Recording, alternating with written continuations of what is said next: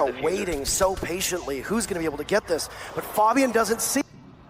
Karzeka on repel. Pengu takes down Scyther. There's only 2 members left of Empire. Karzeka will be so vulnerable if Fabian decides to look out his way. But for the time being, there will be great patience. There you see it. Fabian can't land the shots. There goes Karzeka. Shepard's the last one left. He needs to get into the site, and keep in mind, in a 4v1, they are the best team that has ever played Rainbow Six, and the first team to repeat as defending, reigning world champions. It doesn't matter the region. It doesn't matter the team. It doesn't matter the roster. They will find you, and they will win. G2 take the Six Invitational 2019. And that's 2 in a row. It's playing inside of small offices, which is where we currently see Jonas, but there's 2 for G2 in excellent position. Both Joystick and Karzeka fall, and it's A that is completely open. Shepard is seated, but Scyther will have to come on in. There goes Shock, and G2 are so close. They just have 2 more to find here on Empire, and a tall task for the Russian squad. And there you have it. Fabian takes 2. They call him the best player in the world. Well, in that position, he's not losing. And G2 will move to championship point, up 2-0. Good one. They've had so many flawless rounds. They are primed and ready for another. It's going to continue. Goga is just eliminated, but Fabian taking out Joystick. Shepard holding that diffuser. Things not going well for Fabian for the time being. He gets caught by Scyther. Is he able to land the shots? Oh, it's an absolute potato fest. Nobody can hit anything. Finally, Shockwave does. He's credited with that kill, and we'll go to round number 19. It's not a flawless round for Empire, but pretty darn close. If you tell me if EG is involved in the shuffle, I'll actually suck your dick. Okay, well, I don't want you to suck my dick. I'm trying to think what I can say.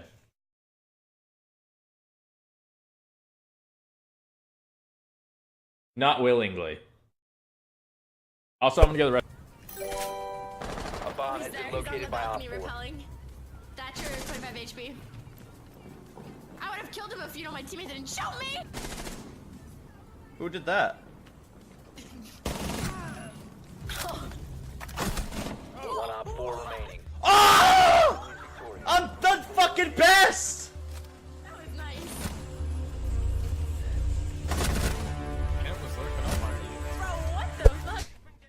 Yo, Chromaz. Yeah. Hey! You're so quiet. Hold on a second, I'm getting a transmission. Oh gosh. Oh gosh. The time has come. Oh gosh. Execute order.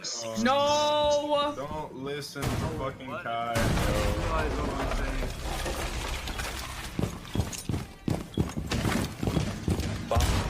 Alright, there goes top frag. Fuck you. And there goes second. I don't know, he's not really top frag. There goes somebody. Oh my god, I didn't get banned. I'm surprised. Oh my god, I just realized. Here you go, the yokai pops up, last toxic canister goes down, when Shepard's final yokai is still in play.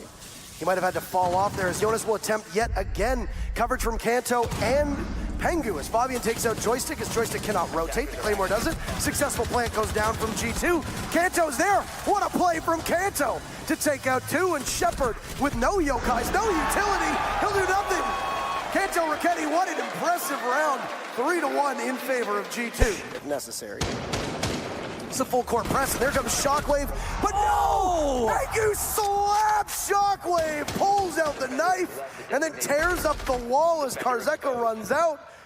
And oh my goodness, a good gamble, and Pengu gets softened up in the process, but still, a big win for G2 on that one. Such a save there from Pengu, and quite possibly the difference maker in this round. C4 from Scyther will miss, and that's truly unfortunate. Is it gonna be as crazy as the pros are making it out to be? Yeah. Yeah. I don't think anyone's fucking ready for this shit.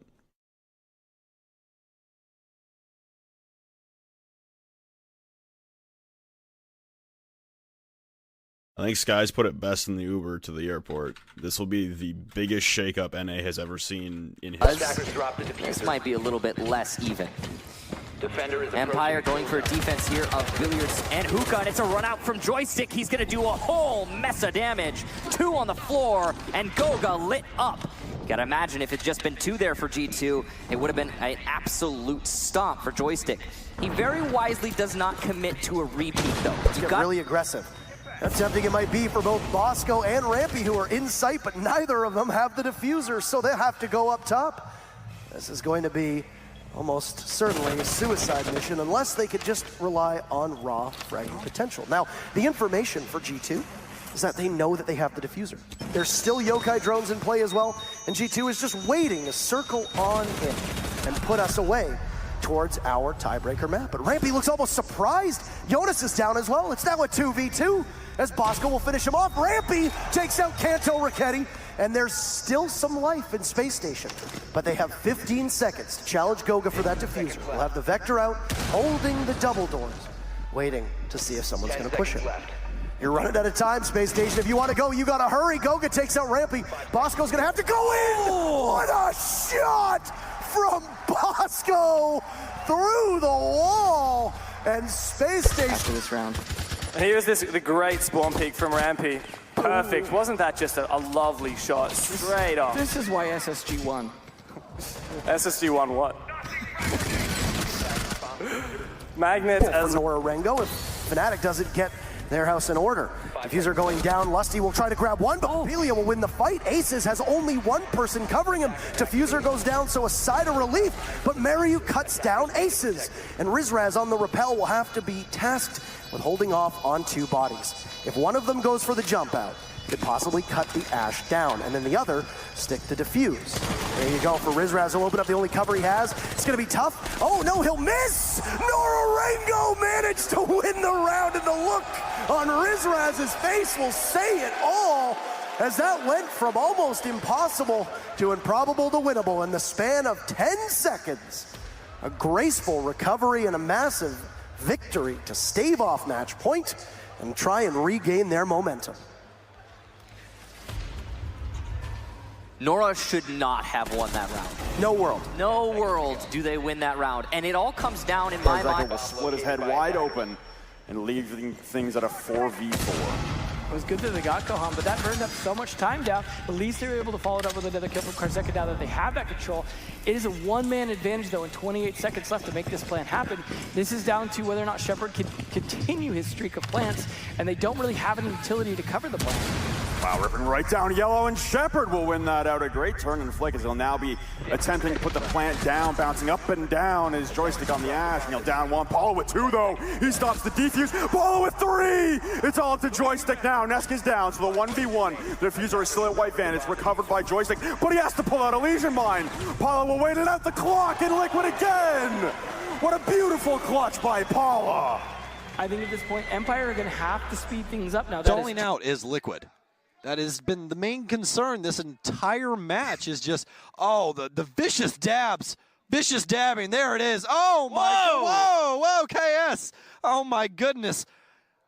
Oh, absolute legend. In, Ravon's going to get chopped up from the kill holes above. Rushing straight through. This might actually avoid the Nitrocell, but 3 kills for Norarengo. Leaves Sir Boss and Hungry alone, and it's just Hungry trying to plant against the mirror wall.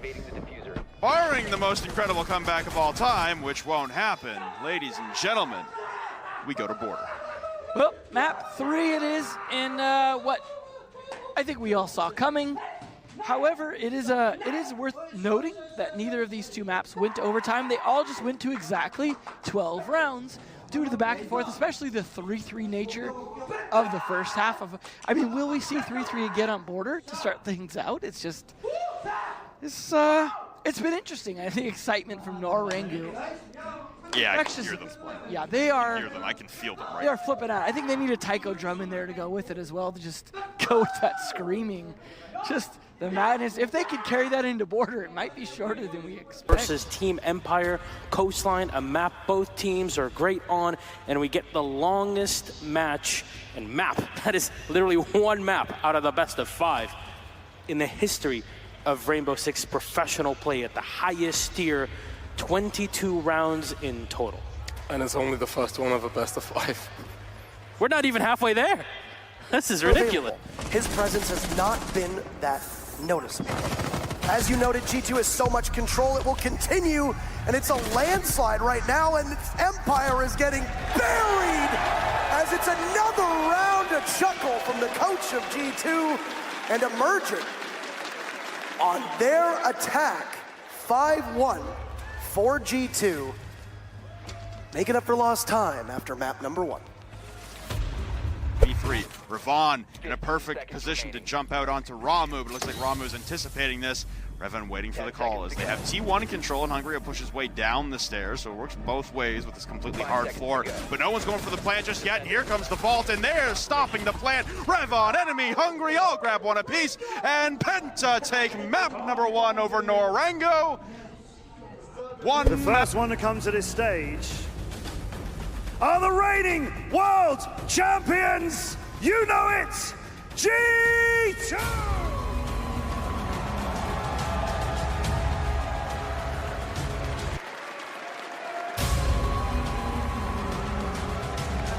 Goga Eunice! National diffuser? No. Is no longer in your possession. The diffuser is Does it feel not having an ACOG? You're so much better right Hey, Pat, can you lane spam from me? Oh my god, chat, look at this. Now crouch. Oh my god. Thank you. I love it. They run it. I think that the story of this entire event is the fact that when we see a team that's in it for the fun and really giving it their all, but also, you know, making a show of it and enjoying themselves, being a positive member of their team, that's what's actually leading to these victories. There is a direct correlation between personality and attitude and the performance that we're seeing from these guys, especially in such an incredible environment. Yeah, and that's why I have both of you here, because it creates such a fun and tasty environment, to say the least.